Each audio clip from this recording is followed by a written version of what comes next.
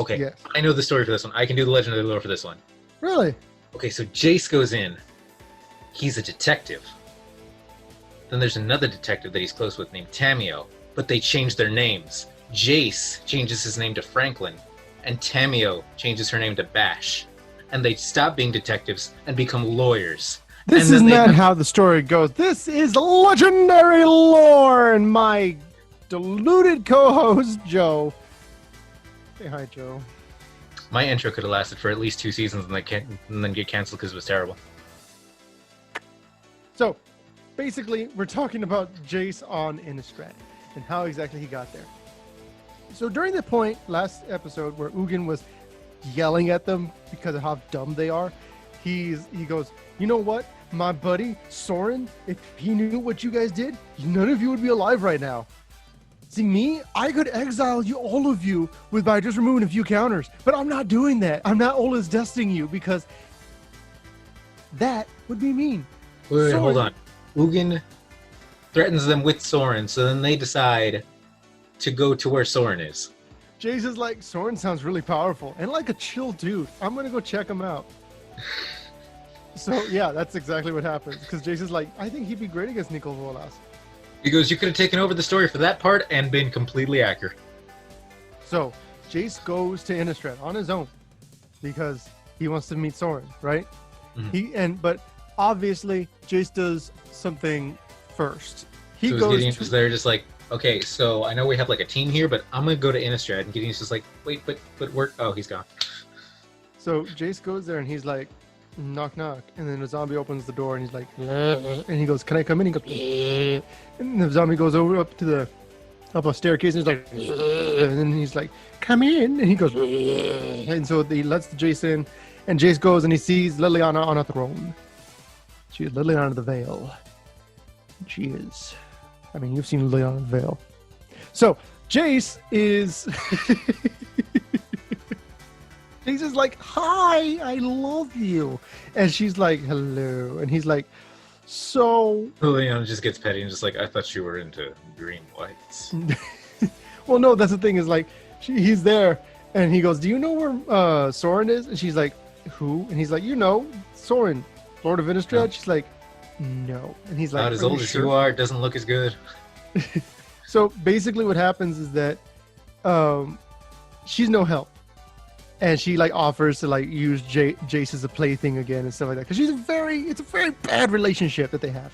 And so she's there and he's like, and so eventually he runs away because obviously she's not going to give him any information he needs. So he goes. Liliana's just there, just like, hey, can I emotionally abuse you in exchange for a momentary pleasure? He's just like, tempting, but I'll be right back. Goes, yes, please. I'll take a rain check. So he goes to Markov Manor. Now, you may remember Markov Manor as the place where Declaration in Stone is, where literally everyone is turned to stone. So he gets to Markov Manor. The entire place has been turned to stone. Not necessarily just the building being made of stone, but the people themselves. Some of them are entire stone pillars that they're like shoved inside of, and they themselves are made of stone. It's ridiculous. Everything is death. Everything is awesome. They're just like the stone has encased people. They're dead. And one of them is gripping a journal in their hands. And Jace gets it and he turns it around. He's like, oh, Tamio. I wonder who that is. And so he goes and he starts That's following. Bash. He starts going through Tamio's notes. And he finds out a thing called the Drown Yard. And how the Drown Yard is like this important place where a bunch of ley lines are being like connected. Isn't that the blue-black checkland? It is, but it's specifically the Drown Yard Temple. Now, while he's on his way over there, he meets this older woman, and she starts talking to him, and she's like, blah, blah, blah, blah, and she like reaches out for him, and he's like, ugh, get away from me, and she's got like a little tentacle poking out of her sleeve and stuff. And so this kindly stranger, she's just completely insane. And Jace goes on his way. He sees the cryptoliths. He doesn't understand what's going on. And in the back of his mind, he notices there are zombies that are pushing the cryptoliths into place, which are these really weird looking clues. And so he sees the zombies and he's like, I wonder if Is that what clue Liliana... tokens are? What? Is that what clue tokens are? Yeah. But he sees Liliana. I mean, he doesn't see Liliana. He sees zombies. that are pushing Same this. thing. And he's like, and he thinks, oh, Liliana must be part of this. Or if she's a part of this, then she must have been a part of what happened with Markov Manor. And if she's a part of what happened with Markov Manor, and like, while he like gets these little thoughts, something in the back of his mind is like, Yes, do it. Kill her.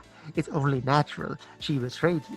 You should kill her. Do it. and so while this is happening, he's literally going insane, looking at this area, looking at the Drownyard Temple, these whispers of madness clawing into his mind. And he goes and he's like, okay, you know what? I'm gonna kill Liliana. And so, because obviously he's been betrayed before, he busts in there. He mentally assaults Liliana to try and like just destroy her. The Raven Man shows up, and he's like, "Whoa, what are you?" And she goes, "You could see him." And he's like, "I don't even know what that is." And so, all this stuff goes down. And Liliana basically makes him discard all of his madness until he's eventually able to come to his senses. And Discard all of his madness.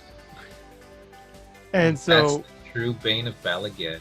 and it turns out Thank you that guys so much for watching. We're gonna go ahead and catch you guys in the next series.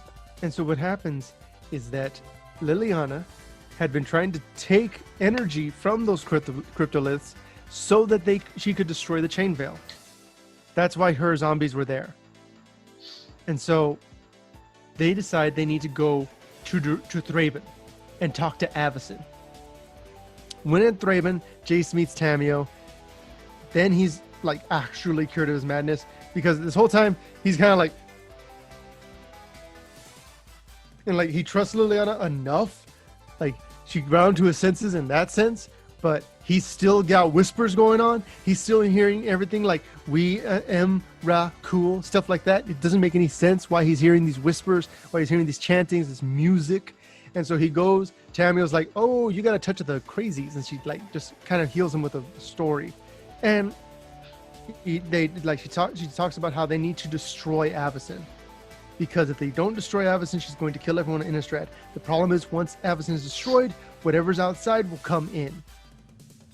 And so, imagine that being a weird interaction. Just like, okay, so you're not crazy anymore. We need to destroy Avacyn. You mean Ravnica Jesus? Yes, we need to destroy her. Are you sure you're not the one that's making it crazy? So, like Joe just said, Soren Markov shows up, and in this anguished unmaking, he destroys his creation, exiles his creation, gone forever. And because of that, Does that just happen like concurrently? Just like they're talking about it and just like, we need to exile Avacyn. Oh, no, he's there. Like, they're all part of the same, like... Oh, it was part of the planning. Yeah, but Soren kind of just pops in for that. Once again, the reason I kind of just threw Soren in is because Soren has his own story going on. It's not that complex, but if we talk about Soren, there should be something to talk about for Soren. True. Imagine he's going crazy too, just like, Jace, like, you didn't hear the voices, just like, you learned to live with those. Anyway, I'm gonna go kill Avacyn. But yeah, Emrakul starts poking his little tentacles in, and he's like, "Oh snap, he's Italian." And so he leaves, he goes find the Gatewatch, he's like, "Gatewatch, assemble." And they're like, "Okay, Captain." And they all go, and they start to like, they start fighting. Just like, I thought I was the one assembling the Gatewatch, but okay, I guess we'll follow you today. Whatever. The thing is, Emrakul doesn't need to have a brood. Emrakul's brood comes from the corruption and evolution of those things that are already existing. So as long as they're minds, she has a brood. Exactly. See, Ulamog is a destroyer, while Kozilek is a warper. I guess the best way to put it. But Emrakul is a creator. Emrakul brings new existence, basically. It causes growth. And that's the thing about Emrakul, is like they're different states. Emrakul is, I guess you could say, the alpha. Ulamog is the omega, and Kozilek is what gets you from one point to the next. And so they're these like very particular So you have the Alpha, the Omega, and the DeLorean. No, and the sandwich. So basically, all that happens. Liliana is there, and she's like, "Hey guys, I'm your last hope." And then she just dunks on all the people that are there, because she doesn't care about killing them. And she just eradicates them with all her zombies, because zombies are dead. Dead tissue can't be corrupted by Emrakul. So all those zombies, no problem. In addition, fun little fact, we're probably not going to mention it any other point in time, there were certain characters here, like Thalia, that were able to bond with spirits, like the Geist of St. Traft, to be able to kind of be, I guess you could say, undead protected. So Emrakul couldn't corrupt them because they had a ghost. That's why possessing them. Thalia was. Yeah. Is that what happened with Sigarda? Sigarda was an angel, but just because she was a shepherding angel, that's why they were able to stop that. I don't get it. We'll do a whole story about the legends of there if anybody asks for it. That it's its own thing. It's really cool.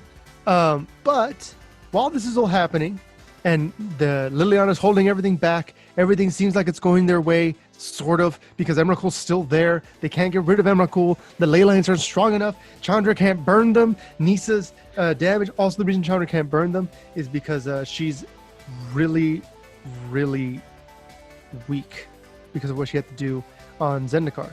So all this is happening, and then suddenly Jace gets this vision in his head. Vision of an angel. An Emerian angel. And Jace is like, what's happening? You're in my brain. Why are you in my brain?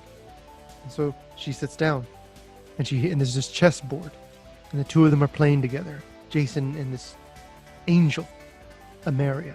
I didn't hear chessboard, and I just heard playing. So I just imagine them sitting down in rocking chairs, like playing the banjo. So, Jace gets a llama bell and starts rocking out. while Mary they're playing, they're rocking out on her banjo. Jace wins. Somebody gets the world's smallest violin. All the figures then turn and start attacking his king. Go into squads. The one on the llama bell dies. Emeria is a manifestation of Emrakul. They were supposed to land at Slurpy Swamp, and the Jace decided to go to Pizza Pit. for a game. Emrakul is trying to communicate with Jace. And so Jace tried to kind of just start receding into his mind. And while this is happening, there's basically because he's been trying to uphold this spell, but they're just being bombarded, right? And so Jace gets an idea. Suddenly, this idea pops into his head. Tamio, this idea pops into her head. Nisa, same thing. Nisa and Tamio then join forces with Jace, and they all work together to channel Emrakul and lock it inside of the moon. Making the moon kind of an Eldritch moon. Yes, they imprison Emrakul in the moon. And in doing so, because it's made of silver and has that element similar to the Hell Vault, which is a whole other thing. By doing that, they seal away Emrakul, and they're it's not working. Tamio whips out a scroll, and they're able to do it. Everyone's happy, right? It turns out that the spell that Tamio used was given to her by Emrakul, and that she realizes that Emrakul most likely wanted to be put in the moon for some reason. Emrakul at one point says that this realm is not ready for her gifts, for her blessings. It's so I'm gonna stay here, get a lot stronger. You guys go ahead and do your thing. Think you're okay. I'm gonna come back with much more power. And that's Bye. really the thing is they just don't know what's going to happen. What if that was the repercussion of them killing Ulamog and Kozilek, that Emrakul got their power? And that really could be. Oh, there's floating power here in the multiverse. I'm gonna just stay here in the moon and accept that, and y'all are done for. Bye. And that's the thing. We don't know what's going to happen. We're going to have to return to Innistrad and see what kind of crazy stuff goes down there. I'm really hoping that we see some actual Eldrazi horrors, like at least some of them. I did like the werewolf Eldrazi's in the set. The werewolf Eldrazi are really cool, and there was one thing a scientist had dissected one, and inside was basically an Emrakul creature. And there was teeth and tentacles and all this other stuff, and he's like, none of the organs were in this werewolf when we dissected it, and we didn't understand what was going on. It's really, really weird. There's these. It was just a very well crafted story. It was not a mystery at all. What was actually there? There were a few red herrings, but nobody ever bought into them. The Eldritch. It was basically just it's a mystery story, but the whole time it's a little bit zoomed out, and you can see Emrakul there in the background, just what's making everything go crazy? Just tentacles flying everywhere. Pretty much. What is it? I can't determine. Oh, what just hit me? Oh, yeah, but yeah. What is making everything go crazy? That's the story. That is the story for Innistrad.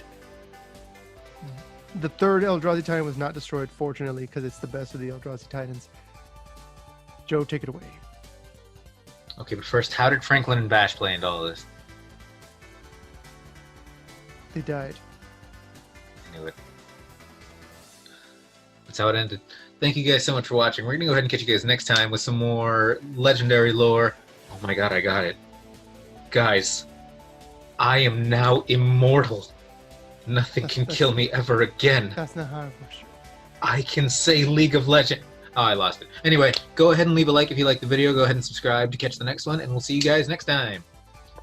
Bye, guys. I almost had all the power.